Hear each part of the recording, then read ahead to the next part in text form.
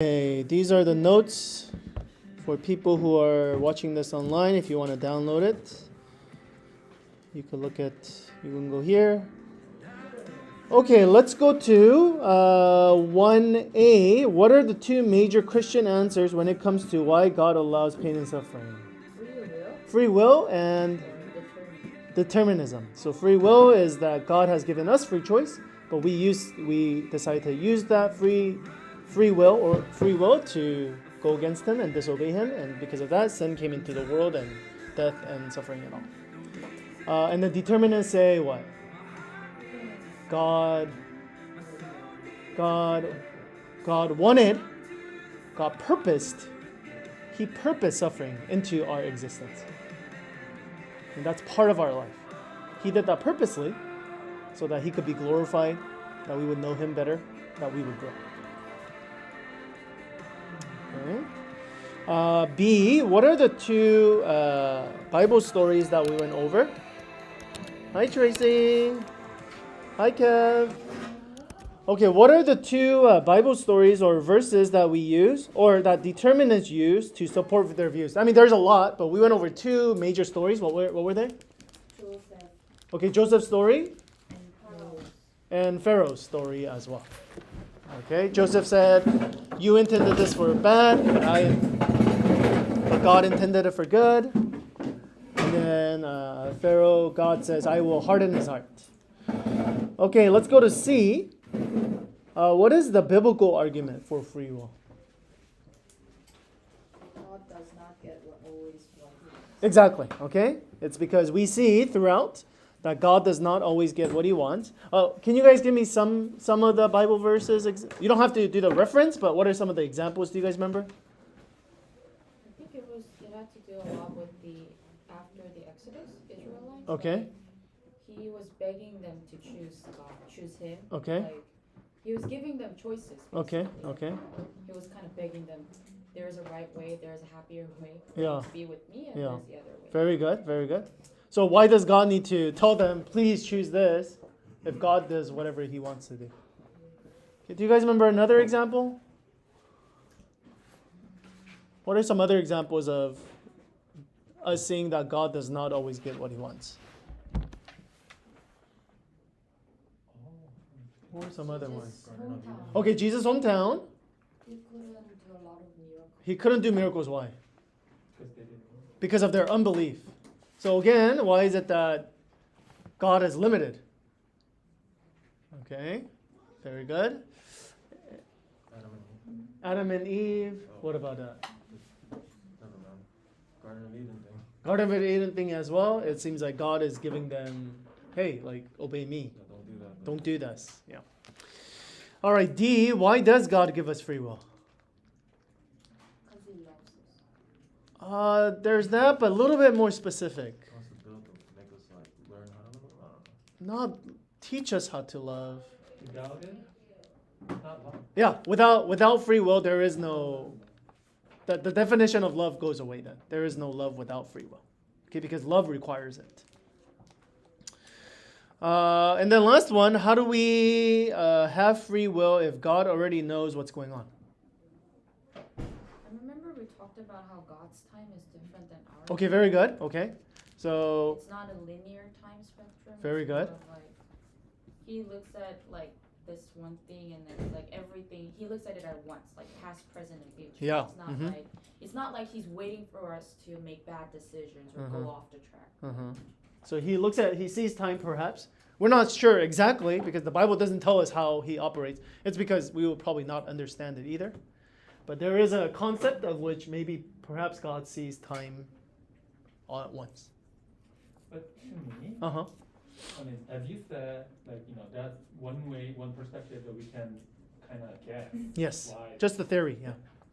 I'm not against it. Yeah. My understanding is that why does it matter whether he knows or not when I make a choice if he doesn't force me? Right. But most people think because he knows ahead of time, it's like locked in. He like forced me. So for me, Yeah. what he knows and what he forces to make us the choice, Yeah. that's a difference. Yeah, and that's what we talked about last week. There's a difference between prescriptive and descriptive. Yeah. But most people, whenever they hear that, like for example, like, oh, Jesus knew that Judas was going to betray. So that means they automatically assume that, oh, it's because the predestination, right? They already destined what was going to happen. Yeah. Very good. Very, very good. All right. So we're going to pick up on that. So if you guys remember, first lesson was we said this question itself, why does an all-powerful, all-loving, all-knowing God allow pain and suffering? We said that itself, it's a Christian question because you don't find that concept in other religions. So we have to look for that answer in the Bible. And then we looked at the Bible and we said, oh, but there's two major answers, or there's two school of thoughts. A lot of people usually say it's free will or determinism.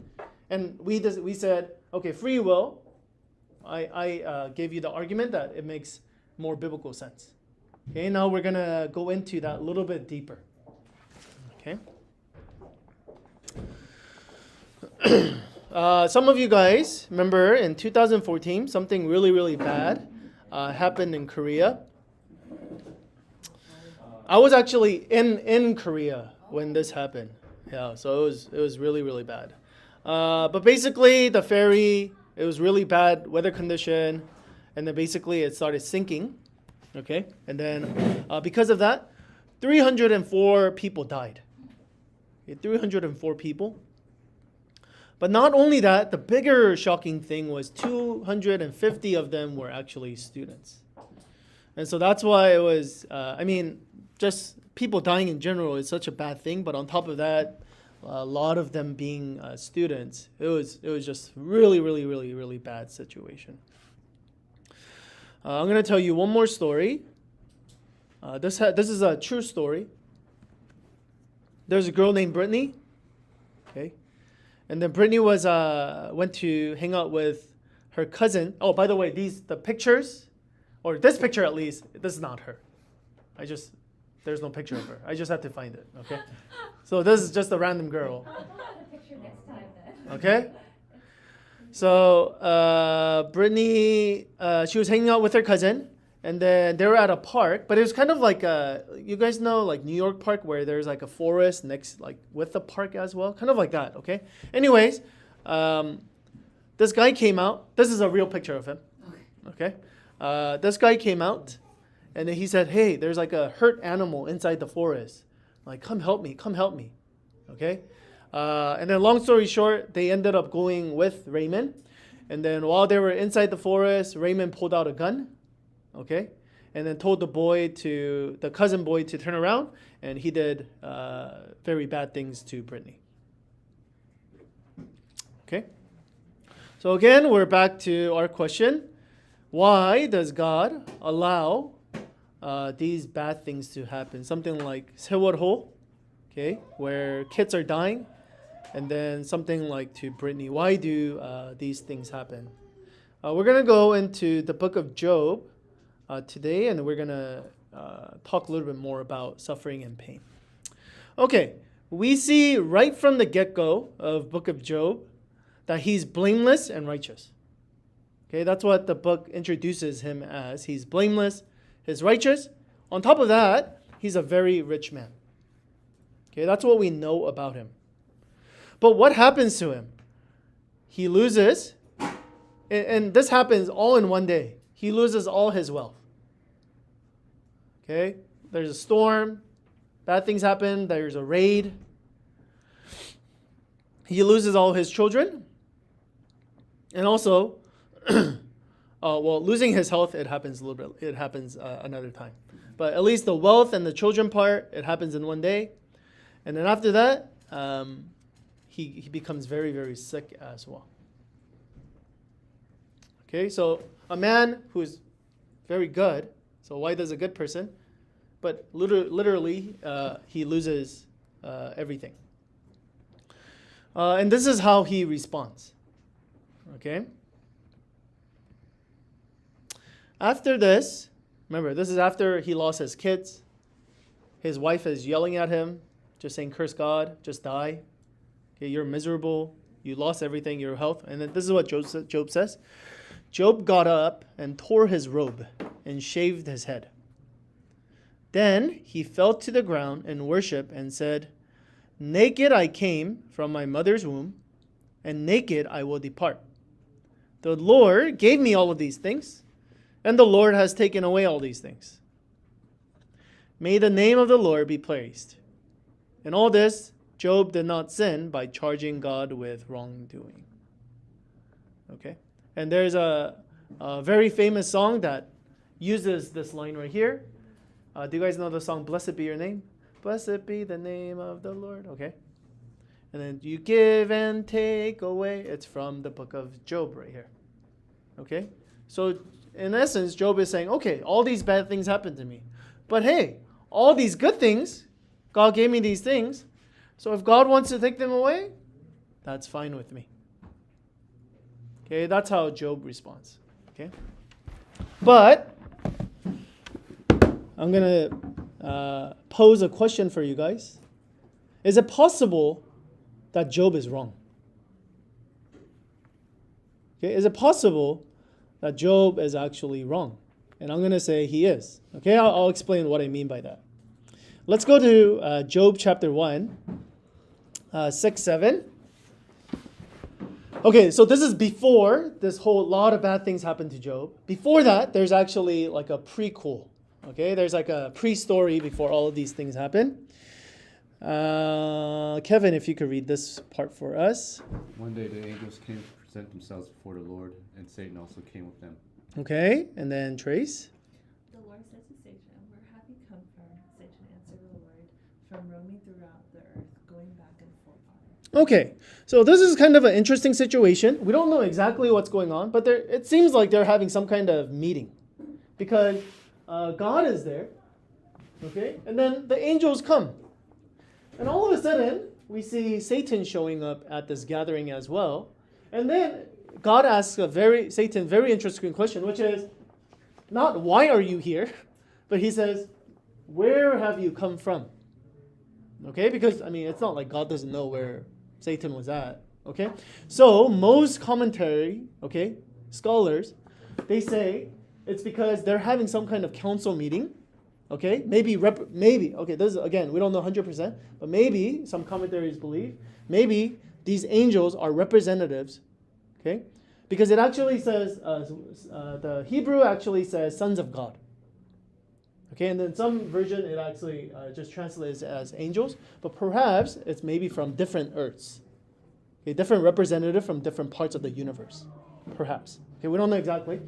And that's why perhaps God is asking Satan, where do you come from? As in, where do you represent? Like, what are you representing that you are actually coming from here? And that's why his answer is from roaming through the earth. And he's explaining, going back and forth on it, explaining what? He has freedom to do whatever he wants on the earth. Okay? So it seems like there's some kind of heavenly council, and then Satan is present. Okay? So why is it that Satan is in control of the earth? Or how is it that he can represent the earth? Well, the Bible, we don't know exactly what happened because in the beginning, Adam and Eve, they were the ones who were supposed to represent the earth. They were supposed to be the caretakers of the earth, right? However, we don't know exactly what happened, but this is what some of the Bible verses says. We know that Satan is ruler of the earth. Here, I'll give you some Bible verses. Josh, if you could read the next one for us. Satan, who's the God, ruler of this world, has blinded the minds of those who don't believe. They're unable to see the glorious light of the good news gospel. Okay. Again, so it tells you it's Satan who's God, who's the owner of this earth. I'll give you a couple more. Luis? Again, the devil took him to a very high mountain and showed Jesus the kingdom of the world and their splendor. All this I will give you, he said, if you will bow down and worship me. Okay. So again, Satan is tempting Jesus, takes him to a high mountain and says, I'll give you all of this. Well, how could he give him all of this? Oh, Jesus could have just said, you don't own any of this. But again, he doesn't say that. Okay, again, we see that he has control over this earth. Next one. Judgment is upon this world, the ruler of this world will be cast out. Okay. So we don't know if Satan has total control over all the earth. We don't know exactly because it doesn't tell us like all the stipulation and all that stuff, all the details. But again, we see that Satan, he definitely has rulership over this earth. Okay, let's continue on. So does that make sense so far? So they're having a council meeting, and then Satan comes in and he says, hey, I roam around the earth. Okay, I'm the ruler. Okay, let's continue on. Dan? And the Lord said to Satan, have you considered my servant Job? There is no one on earth like him. He is blameless and upright, a man who fears God and shuns evil. Okay. So he says, hey. And by the way, this is how we know, the book of Job actually says Job is blameless and right. But God also says he's blameless and right too. Okay. So again, this is a good, he has done nothing wrong. Okay. So, but he brings it up. He brings up Job's name all of a sudden. And then, Esther? Does Job fear God for nothing? Satan replied. Have you not put a hedge around him and his household and everything he has? You have blessed the work of his hands, so that his flocks and herds are spread throughout the land. But now, stretch out your hand and strike everything he has, and he will surely curse you to your face. Oh, okay. So Satan says, I know Job. And that Job, he only likes you because you're doing all this stuff for him. Okay? So of course, he's going to worship you and love you and be righteous, all that stuff, because you're blessing him. But let's actually test him to see if he's for real or not. Okay? I bet you, if a lot of bad things happen to him, he's going to curse you in your face. And then God says, Hannah, if you don't mind reading this one for us. The bottom one? Yes, this one right here. The Lord said to Satan, very well then, everything he has is in your power, but on the man himself do not lay a finger. Then Satan went out from the presence of the Lord. Okay. Okay, and God allows him, okay, fine. Okay, you go out. Everything is in your hands. Okay, but do not lay a finger. But later on, Satan comes back and says, well, it's because we didn't hurt him. And then so God allows him to hurt him as well. Okay, so quick question. Question number 1. Who mentions Job first? Was it God or Satan? Okay, God. All of a sudden, why? Okay, we're going to talk about that. Why? Why is it that God randomly just brings up Job? We'll talk about that. Who suggests suffering and pain? Satan. Who actually does the afflicting, suffering and pain? It's actually Satan who does it. Okay? So therefore, Job is wrong to attribute the terrible events to God. Okay, does that make sense? From Job's perspective, he said, all these things God has given to me, and all these things God has taken away. But God actually didn't take away those things. It was actually Satan who did all these things to him. Does that make sense? Now, still there's a question. Okay. So why does God afflict pain and suffering? That's not the question, at least in the book of Job. Because we see that it's actually not God. Okay?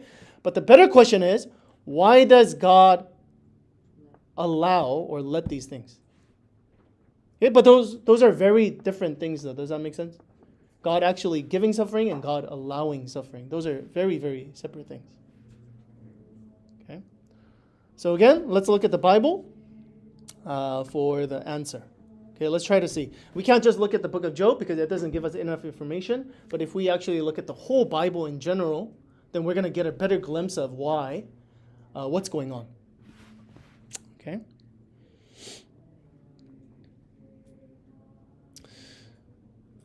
I'm sure some of you guys, especially if you grew up in the SDA church, you have heard this word over and over and over again, which is called the Great Controversy. People who are not SDA, they call this just the Great War or war between God and Satan. Okay, so what I'm going to do, I'm going to put you guys, just like last week, okay, I'm going to put you guys into groups, and I want you to actually read the Bible for yourself and get the information, okay? So what do we actually know about Satan, and what do we know about this conflict that's going on between God and Satan? All right, so table number 1. You guys are going to be doing number 1. And then Danny and Luis, you guys could do number 2. and then you guys do number 3, and then you guys do 1. No, there's no 4. Yeah, so just do 1. You guys do 1 as well. Okay? So take some time, read it together, and try to get all the information you can about Satan and maybe the war that's going on.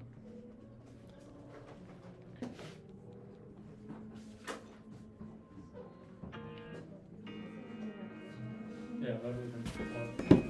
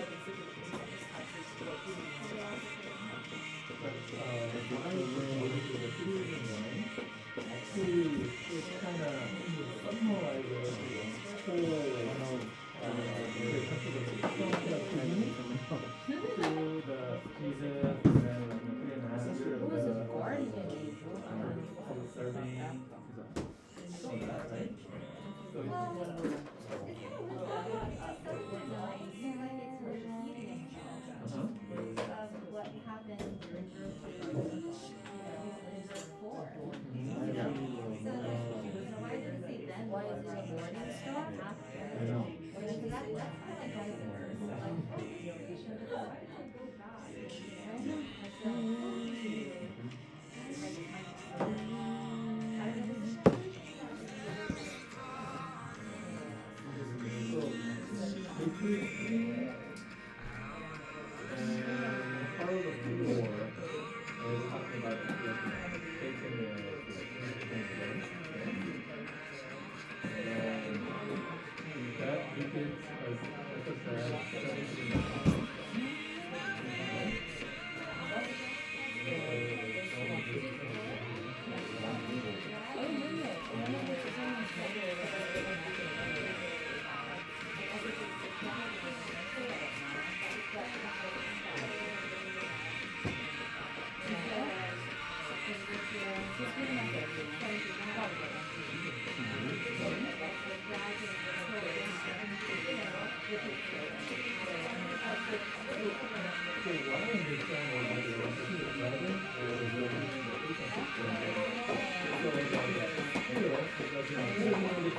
himself. He grabbed and putting the angel in heaven, and then thinking and then doesn't really know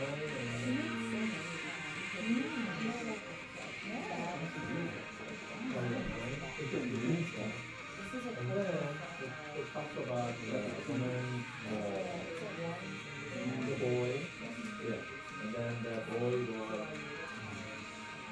do things for God, and then she was running away in the wilderness for 1,200. Okay, 30 more seconds, and then we'll come back. Yeah, so it's repeating myself, but it talks about that great controversy.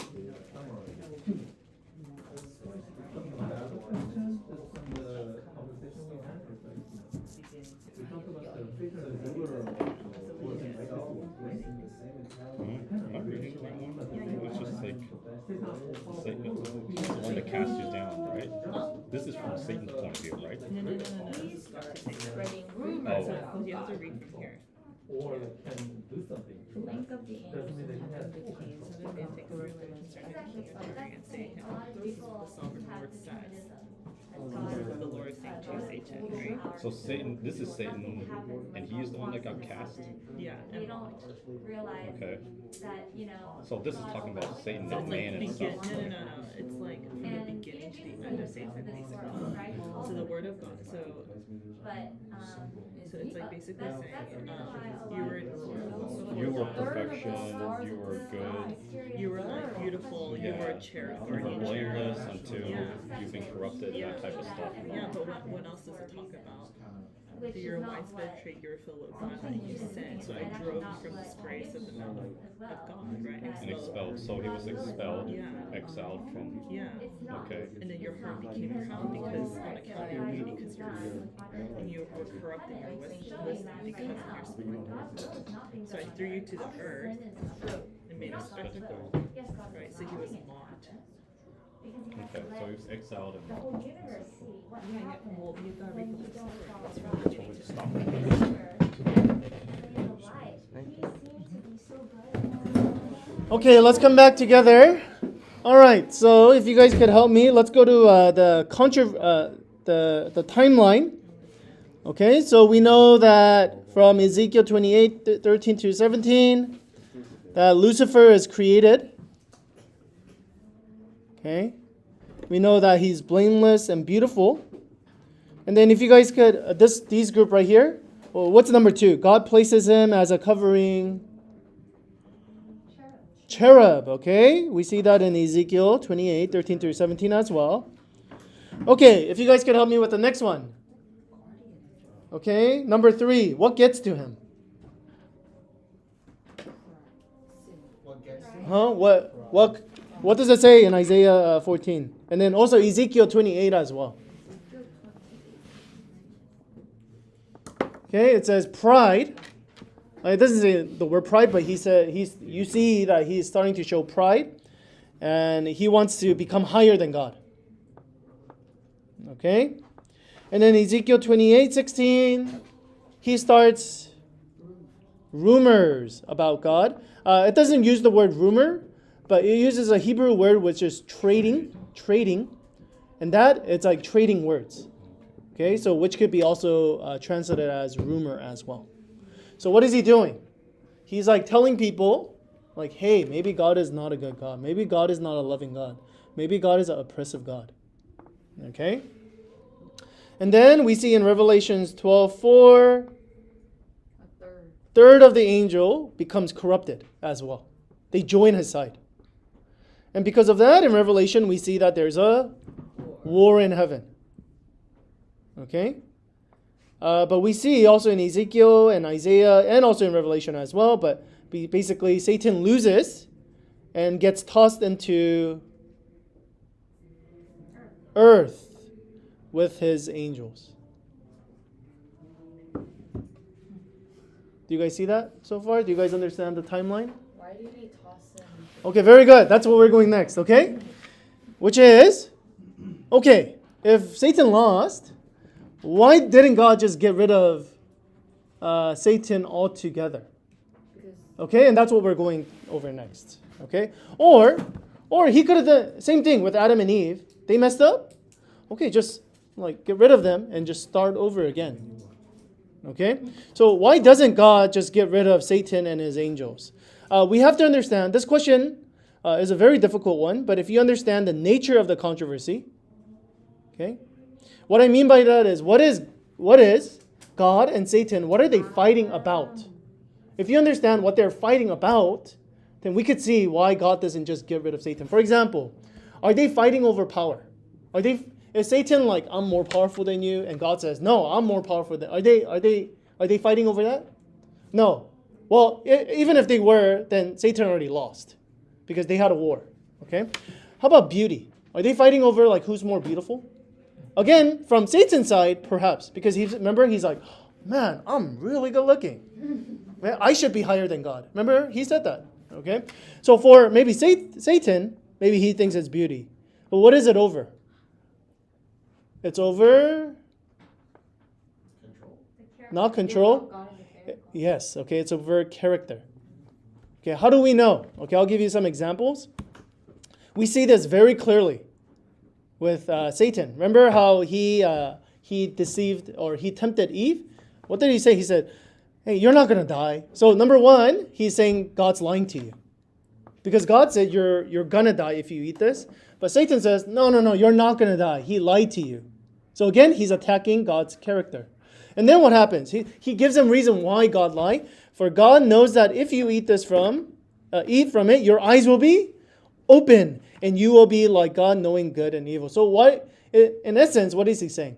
He's saying the reason why God is lying to you about this is because he's a bad God, because he knows that if you eat this, you're going to become like God as well. Okay? So he's trying to keep you under control. Does that make sense? I'll give you another one. Same thing. This is what Satan is basically essentially saying. Right? Does God fear Job for nothing? Have you not put a hedge around him, his household, and everything you have? You have blessed him, and that everything is good. Now stretch out your hand and strike everything he has, and he will surely curse you to your face. So in essence, he's saying the only reason why anyone would like you, okay, is because you're protecting them. Okay? So again, he's attacking God's character. You're not a loving God. You're not giving people free will. Okay? You're controlling them, and that's the only reason why they continue to comply to you. You let them free, what are they going to do? They're going to rebel against you because they realize you're not actually a good God. So again, we see that it's over character. Satan continues to attack God's character. Okay, now this is very important because if the nature of the great controversy was about who's stronger, then what can they do? Again, they could just have an arm wrestling battle and they can, okay, I beat you, or oh, I lost. So we know who's stronger. Or if it's beauty contest, okay, if it's beauty contest, then get all the angels and say together, they could pose and they say, oh, okay, who's more beautiful, God or Satan? They could just finish it like that. But if it's over character, then how do you judge character? How do you know if someone is lying to you or not? So for example, I'll give you an example, okay? Let's say like somebody just like bust through the doors and said, hey, Pastor Kirin, he's a phony. He's been lying to you guys the whole time. This is like his moonlighting, like, you know, like this is not his real, he's actually like a drug dealer or like he does like shady stuff. And then just on the weekend, he just acts like he's a pastor. Okay? Okay? And then you guys should check his phone. Okay? But I go, oh, no. Obviously lying. No. Okay? Then what's going to happen? Okay, maybe you don't trust him because you have no idea who he is. But now what? There's a seed of doubt. Okay, everything I do now, every way I act, you're going to be like, oh, maybe he is a drug dealer. Oh, like I never see him at nighttime, or oh yeah, he's kind of. So you start questioning everything. But if I just continue to say, no, you just trust me. Again, how are you going to know? Okay, so God can say, I'm a good God. I love you guys. Satan continues to say, no, you're not a loving God, you're an oppressive God. How do we know who's right or wrong? Okay, so going back. Oh, sorry. So going back to this, why doesn't God just get rid of Satan? Okay. Does that make sense? Why doesn't God just get rid of Satan? Because if, again, that guy comes and says, oh, Pastor Keating, he's a drug dealer, he's a horrible guy, and I go, okay, I shoot him in the face, oh, he's a liar. He's a liar, guys. Okay? He's a liar. And I shoot him in the face, what happens? Then I just proved his point. Does that make sense? So if Satan comes and says, God is a horrible God, God is an oppressive God, and God just gets rid of him, then what happens? God just proved his point. Anybody who goes against him, you're dead meat then. Does that make sense? Okay? This is why God doesn't just get rid of Satan. Because Satan attacks his character. And of course, the angels, they might continue to still serve God. But now, how are they going to serve him? With love? No, out of fear now. Because they go, uh-oh, if I do anything wrong against him, he's going to get rid of me as well. Why did he dump him in the earth? Okay. Could he have just put him somewhere in the universe? Very good. But even that universe, that part of the universe, he would have probably corrupted it anyways, right? Yeah. But very, very good question. Okay, so good. Okay, so let's go back. Who mentions Job first? God. Not Satan, it's God, okay? Why? Okay? Think about the great controversy that we went over. Because I'm not gonna give you the answer. I want you guys to kind of digest it first. And one more. Why did God allow pain and suffering for Job? Why does he just say, okay? Because God could have just said no, right? So why does God allow pain and suffering for Job? Again, think about the great controversy. Okay? So within your group, within your tables, okay, answer these two questions. Why does, from everything we know, why does God mention Job? And then why does God allow pain and suffering? Okay, I'll give you guys a couple of minutes. Talk about it. Go for it. I think it's because it's Who mentioned you know that Job is he knows Job, he knows because Job will prove he knows that Job is a very he will follow Him take Job. no matter what. I think he trusts Job or Bless something like that. He knows He has a lot of faith in Job. Why did God allow him and suffering? he can see their weaknesses, but he cannot see their heart. He cannot reveal the thing that is Satan needed to show is not God. He's not Just like so how I think he God couldn't get rid of Satan. knows that Satan's gonna bring Because rules he and feels he's opposite. gonna try to question God's character. Like, So if he had go not, ahead. if he had not let He Satan knows that would Satan he does just know think that that Satan would be like, Job you're is just doing that. I don't know the story. Because you could tell that that's what he does. I kind of know. I think wasn't it was like wasn't it almost like a bet between him and Satan? And God's like, I know that. It was kind of a bet between him and Satan. And pretty much said, I'm gonna test him, and he's not gonna lose his faith in me. And So like, it was kind of like a challenge. He was like, what is going on? Still, he was like, no. So he does that for himself. If you were to take everything away from him, he still Go back to the No, but if you think about it, God doesn't do any of these things. so why do you think God allowed That's him? what I'm saying. He knew that Satan But he was does always it. questioning God's character. For what? Like, exactly. I'm not against you, I just wanna see that. So, we're asking, why God allow pain and suffering? Trust me, I don't need to show who it will come. Some people think that he allows pain and suffering to others who will come. So, in that part, I have to take what's the point? Okay, 30 more seconds, and then we'll come back together.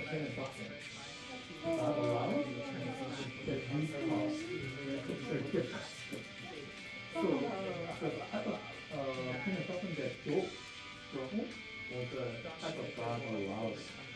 Right? Then if God allows suffering, right? That's how we He knows that I'm gonna love him. That's what he allows.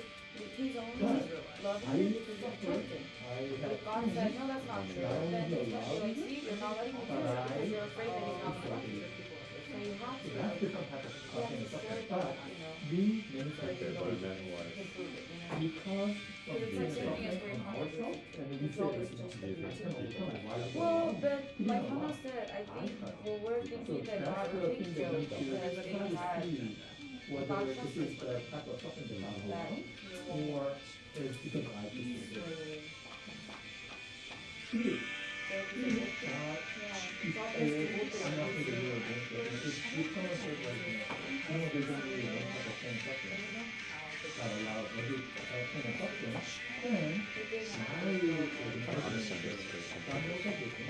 Why do you allow suffering to go into the shadow of me? I think well, God mentioned Job first because he really trusted Job, but Satan wanted to prove that he was not the God, like he's not the God that everyone else is.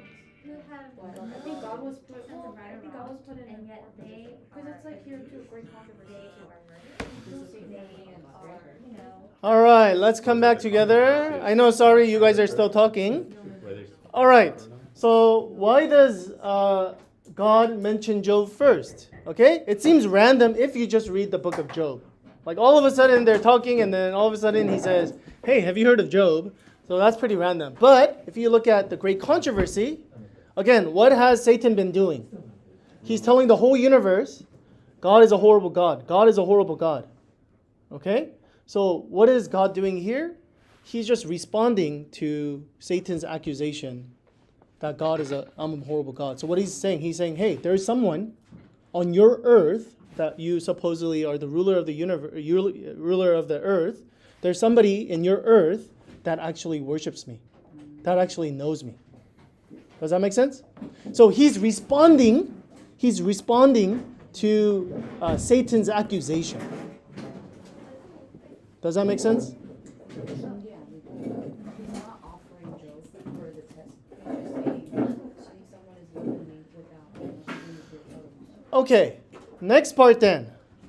Okay, but why did God allow pain and sufferings for Job? Okay?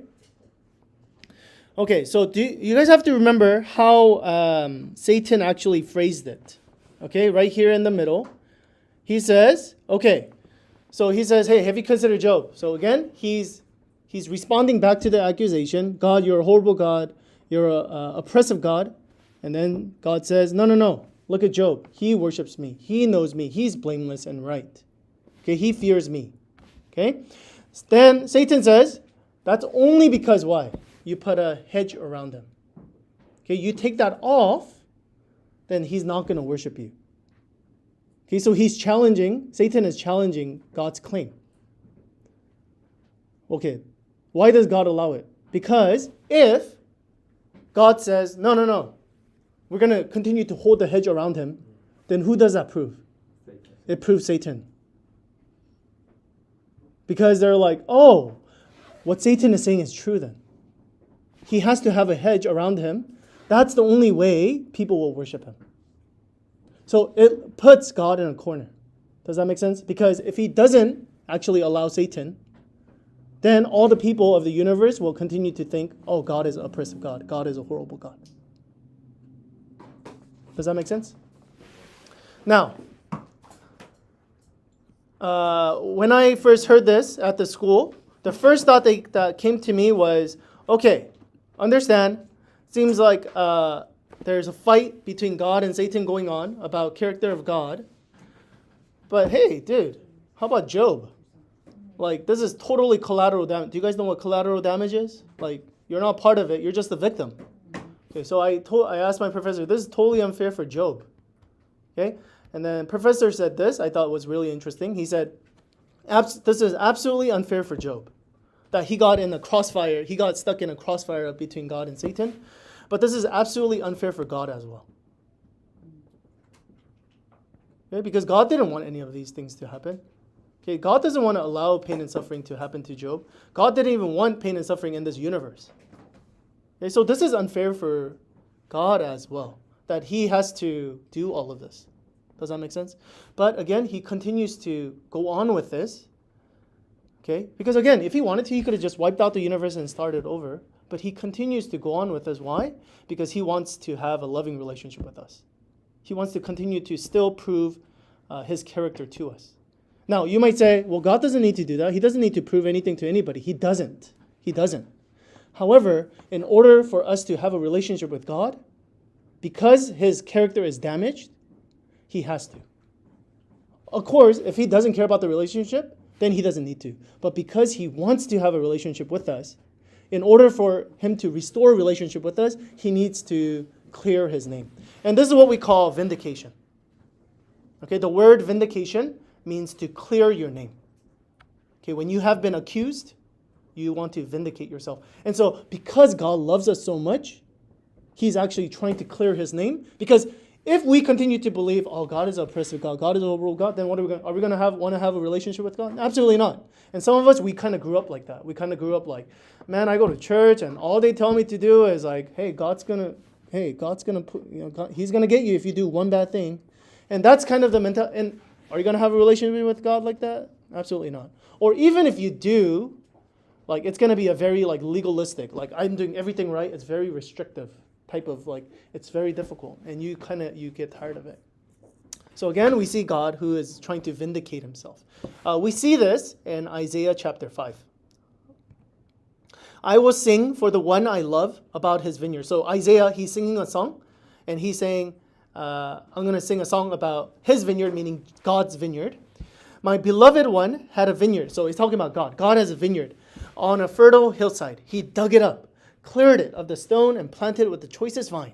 So he built a watchtower in it, cut a winepress as well.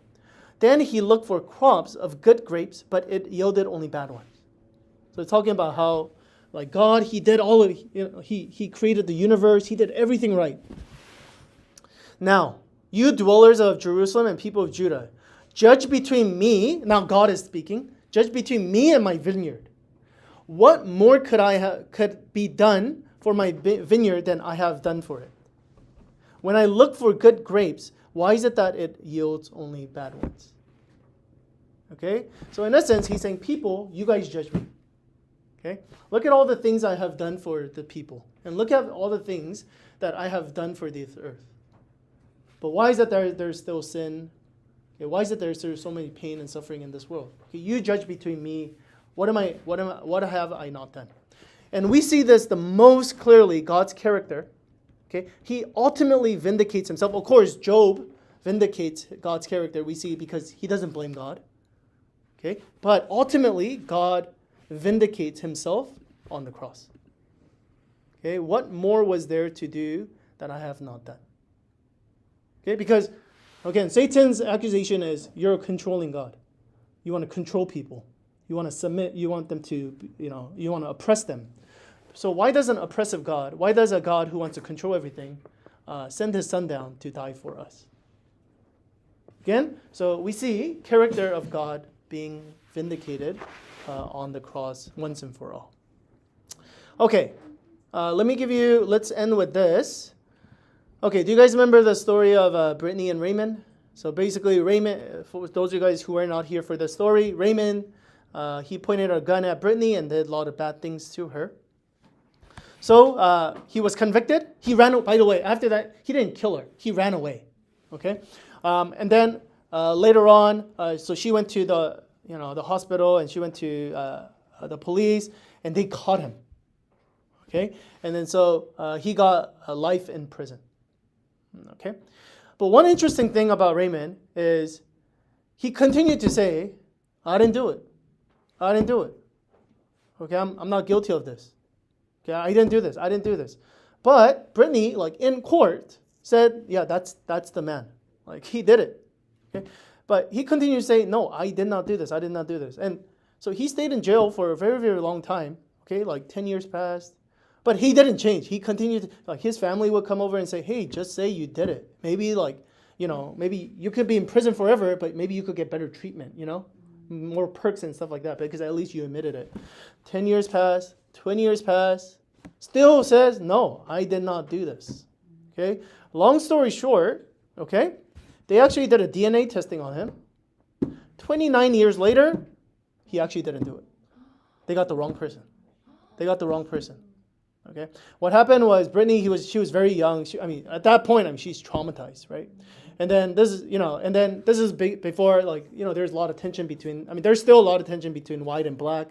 But again, it's like a black man raping a small white girl, small town. They needed somebody. They needed to put somebody in jail, right? So they didn't do all the thorough testing.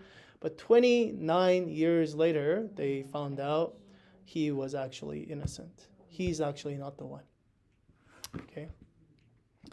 Okay, so he's an innocent man. I'm pretty sure, though, when I told you he was a rapist, you were like, oh yeah, he kind of looks, he looks like a bad person. But now, if you look at him, yeah, he doesn't seem like a horrible. Or maybe someone would go, oh, he still looks scary, but he doesn't seem like a bad guy.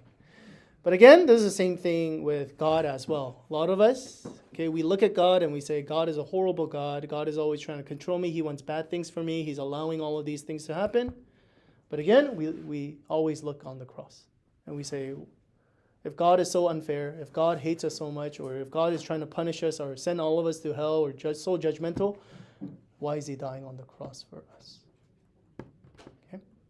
And so we see character of God. All right, so why don't you guys get into discussion group? I'll put up the question. I forgot to put it on the last slide. So any questions? If any not questions, then any interesting points, go for it.